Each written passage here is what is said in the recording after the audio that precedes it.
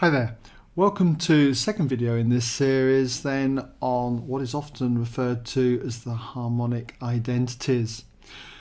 And I'm assuming you've looked at the first video in this series where we looked at working with this first identity. Now I'm going to give you an example where we look at this second identity here. A sine x minus b cos x is identical to sine x minus alpha, where r is equal to the root of a squared plus b squared and alpha is equal to the inverse tan of b over a. And I'll prove this result to you in the second part of this video. But first of all, let's have a look at a typical kind of question that uses this second identity. And it's going to be this one here, where it says express 2 sine x minus 3 cos x in the form r sine of x minus alpha, where r is greater than 0 and alpha is an acute angle between 0 and 90 degrees.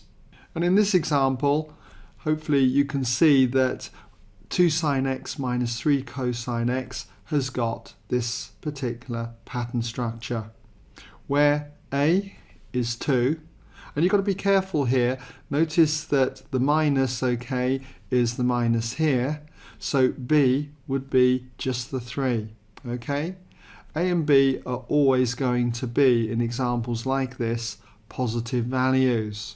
So let's just put this down here that, for this example anyway, that a would be equal to the 2 and b would be equal to the 3. So first of all we need to get r then, and so to get r we'd therefore have that r was equal to the square root of a squared plus b squared. In other words, 2 squared plus 3 squared. So we've got the root of 4 plus 9, in other words the square root of 13. Now the square root of 13 would be a horrible decimal, so I'm just going to leave it as root 13. Notice as well it's not plus or minus because r is a positive value. We need to get alpha as well, and according to this formula here, alpha is equal to the inverse tan then of b over a. So that's going to be 3 divided by 2. And if you work this out on your calculator, make sure it's in degrees mode, you end up with an angle of 56.309 and so on. And that will be measured in degrees. And if we give this, say, to one decimal place, that's going to be 56.3 degrees to 1 dp.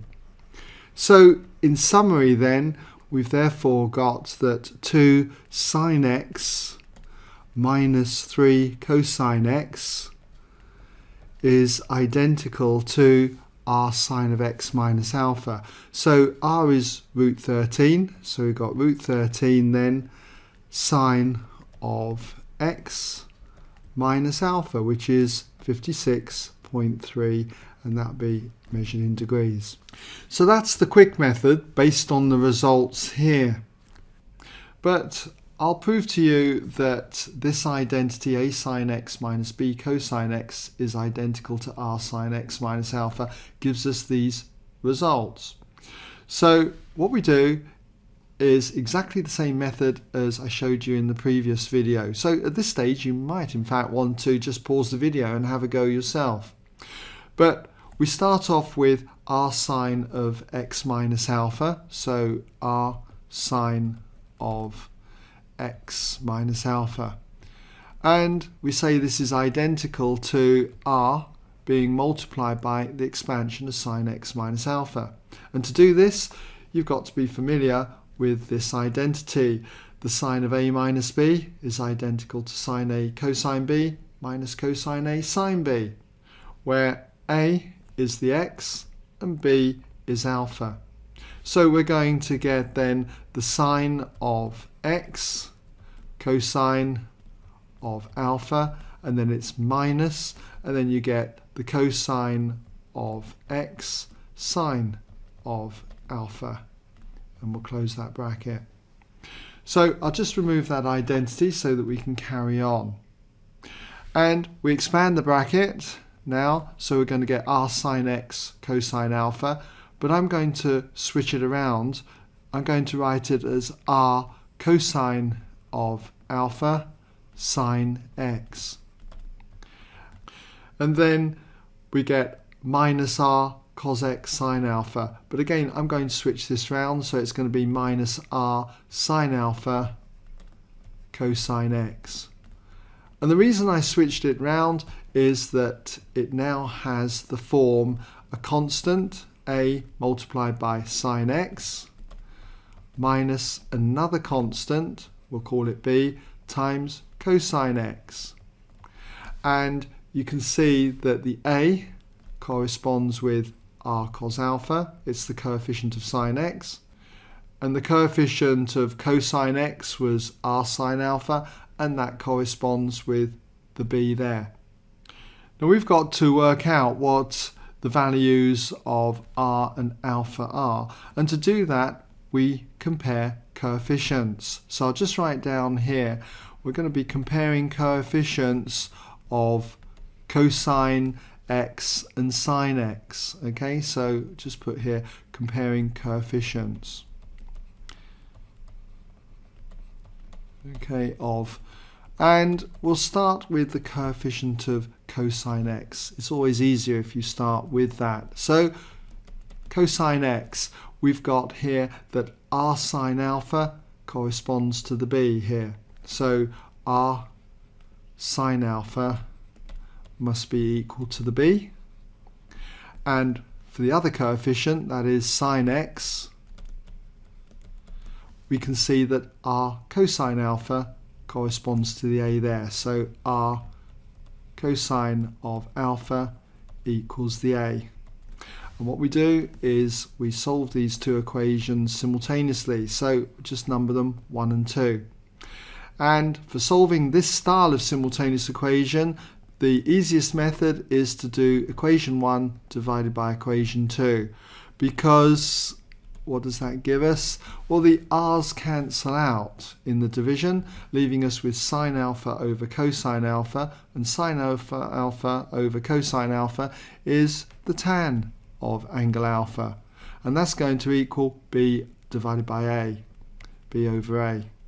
So to get alpha, all we need to do is take the inverse tan to both sides. So alpha equals the inverse tan of b divided by a. And that proves the result here. Now I'll just border this off, okay, so that we can work out what r is. Okay, so just come down there, and we'll put a line up through here. Now to get r, what we do is we take equation 1 and we square it and add it to equation 2 and square it. So let's see what that gives us. Well, we'd get r squared sine squared alpha plus r squared cos squared alpha. But if I put r squared out as a common factor, would have r squared bracket sine squared alpha plus cosine squared alpha. And that would be equal to b squared plus a squared. So I'll just put there b squared plus a squared. And you should be familiar now with this identity, sine squared alpha plus cos squared alpha. That's identical to 1. So r squared times 1 is just going to be r squared. So you're therefore going to have r squared equals b squared plus a squared. But I'm going to turn that round, looks better, a squared plus b squared, and then I just take the square root to both sides and you get r equals the square root then of a squared plus b squared. No plus or minus here, r is a positive value, so just take the positive value there. And that proves this result. So it's quicker, I feel, to obviously learn this result and do it this quick way, or you could do it by first principles, which is clearly a lot slower.